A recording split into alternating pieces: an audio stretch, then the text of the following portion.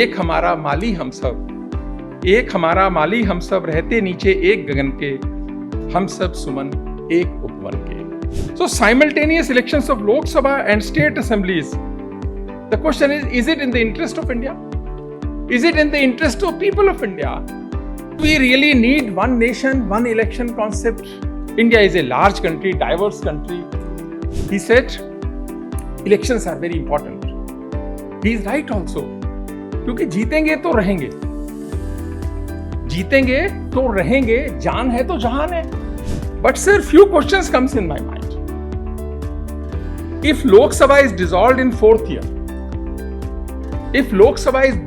fourth year, is it advisable to go for re-election for 12 months?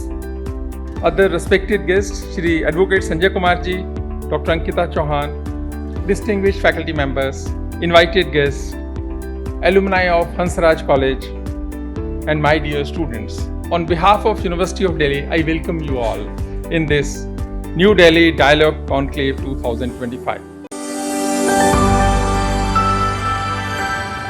Ramdhari Singh Dinkar ji लिखते हैं कि वसुधा का नेता कौन हुआ, भूखंड विजेता कौन हुआ, जिसने न कभी आराम किया, विघ्नों में रहकर काम किया. ऐसे हमारे आदरणीय vice chancellor professor Yogesh Singh sir का जोरदार तालियों के साथ अभिनंदन करें.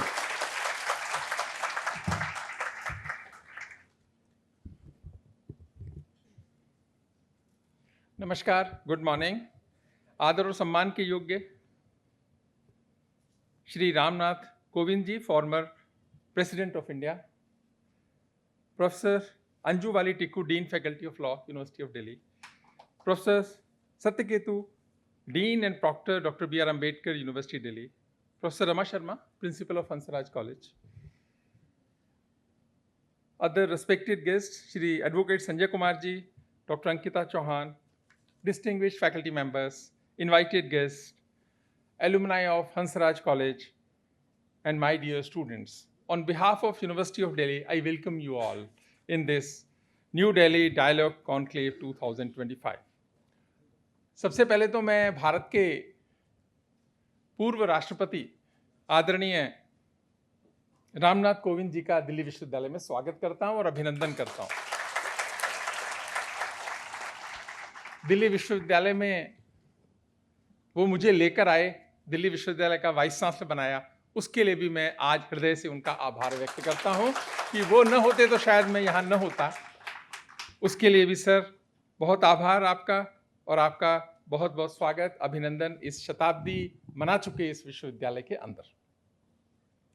Now today the theme is one nation one election. This is a very, very important topic, but the question comes in my mind. Do we really need one nation, one election concept? India is a large country, diverse country. We have many states, many challenges, many difficulties. But if yes, why do we need simultaneous elections in our country? This is a question which should be discussed. But then I think if we do so, we decide to implement one nation, one election, then what will happen? What will happen to TV debate shows? What will happen to election analysis and political analytics? They are always busy throughout the year for one TV program or the other TV program. What will happen to political workers of different parties who have some work here and there in the entire year? Right now, they all are busy because we have elections in our country. So simultaneous elections of Lok Sabha and state assemblies. The question is it in the interest of India? Is it in the interest of people of India? We have to think about it. India has had over 400 elections since 1947 of Lok Sabha and state legislative assemblies. We had our first elections between 1951 and 52 after the adoption of our constitution in 1950. We all know. But now think about this. In 75 years since the adoption of our constitution, on an average 5 elections every year. Sir, on an average 5 elections every year. Let that sink in. Think about it. 5 elections every year What is the meaning and impact of this? Example in Delhi, what we have seen. 2025 state assembly elections, 24 Lok Sabha elections, 22 municipal corporation elections. Direct elections, but then we have impact of indirect elections also, election in Haryana, election in Uttar Pradesh, election in other neighboring states. So all the time political parties and politicians are forced to be in election mode. Because we do not have a system, we do not have a law, all are forced to be in the election mode all the time. So only priority, only thought, only insecurity is what? Elections, elections and elections. I was discussing with one of the senior politicians of our country. He said, elections are very important.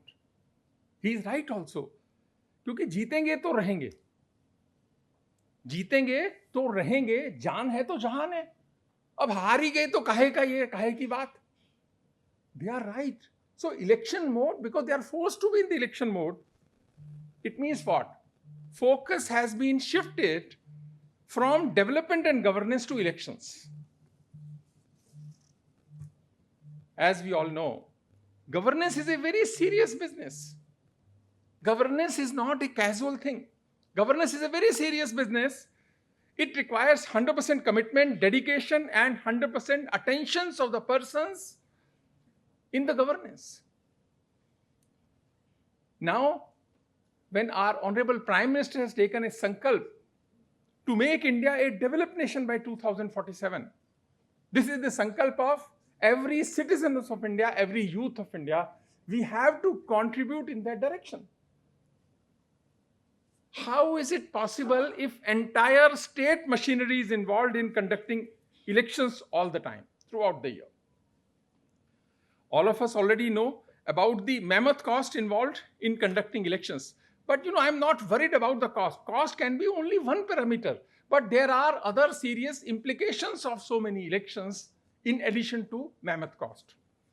We all should understand the electoral history of India so that our point of reference is factual and not polemic.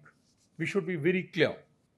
Elections in the Lok Sabha and state assemblies were conducted simultaneously in India from 1951 to 1967. This cycle was disturbed in 1968 and 69 to the premature dissolution of some of the state assemblies. Why it has happened is not the topic. What were the reasons? That is not the topic. Reasons will always be there for dissolution of assemblies of the Lok Sabha.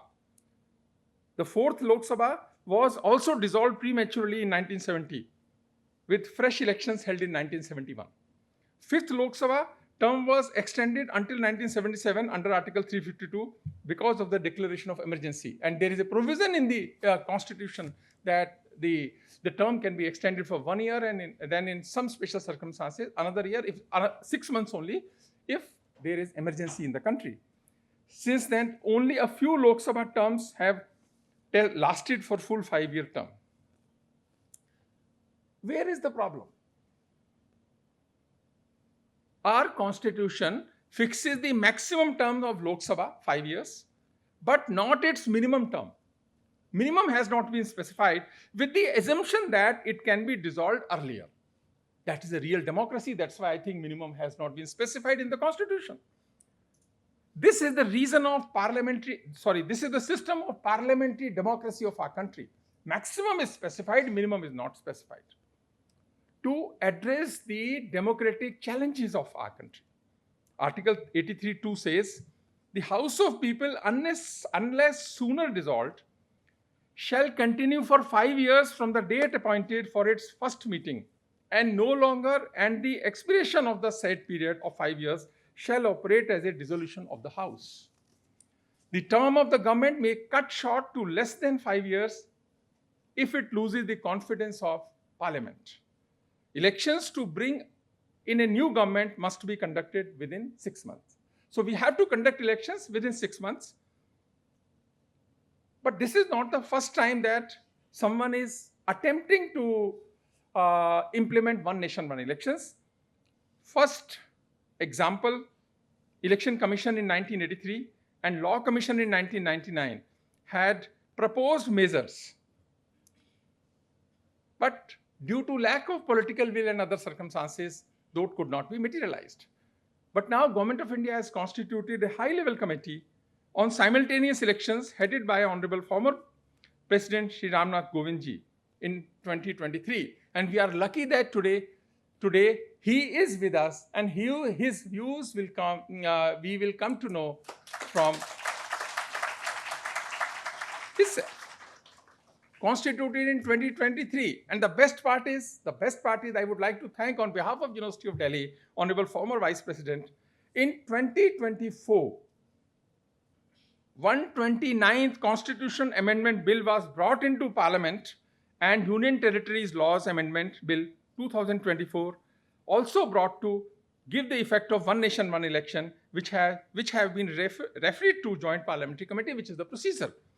But see the hard work of Shri Ramnath Kovind ji, who chaired the high-level committee meeting on simultaneous elections and convinced the other members like Ghulam Nabi Azad ji, Subhash Kashyap, Harish Salve ji and others.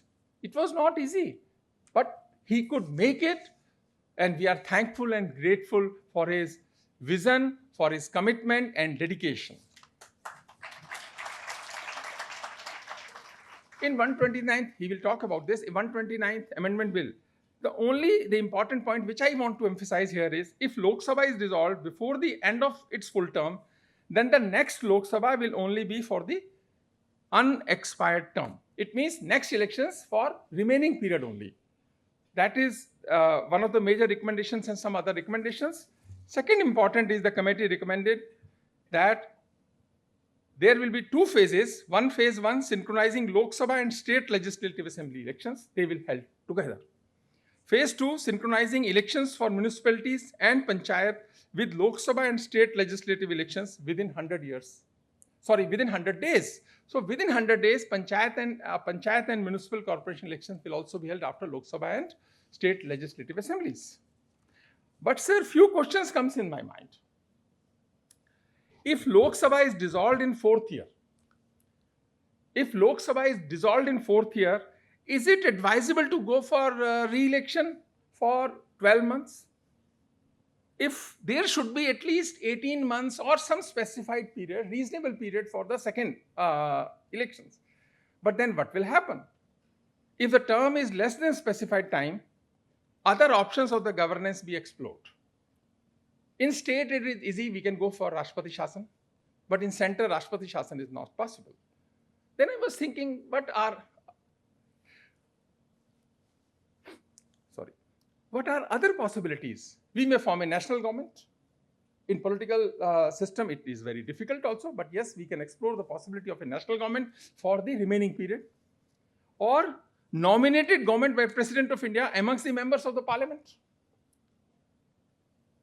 Or, because we have continuous Rajya Sabha in our country, 6-year duration, and every second year, 1/3 members are changed. So Rajya Sabha should run for the remaining period under Honorable Vice President of India. Honorable Vice President of India may provide the leadership for the remaining period, and the Rajya Sabha will take care of everything, so that there will not be any need after specified period like 12 months or 18 months, whatever. So the idea is in the interest of India and also in the interest of the people of India. We should go ahead. We should do it. It is in the interest of our country. I want to conclude by reciting few lines of Dwarka Prasad Maheshwari ji. हम सब सुमन एक उपवन के, हम सब सुमन एक उपवन के, रंग रंग के रूप हमारे, अलग अलग है क्यारी क्यारी, लेकिन हम सबसे मिलकर ही इस उपवन की शोभा सारी। एक हमारा माली हम सब, रहते नीचे एक गगन के, हम सब सुमन एक उपवन के। Thank you very much.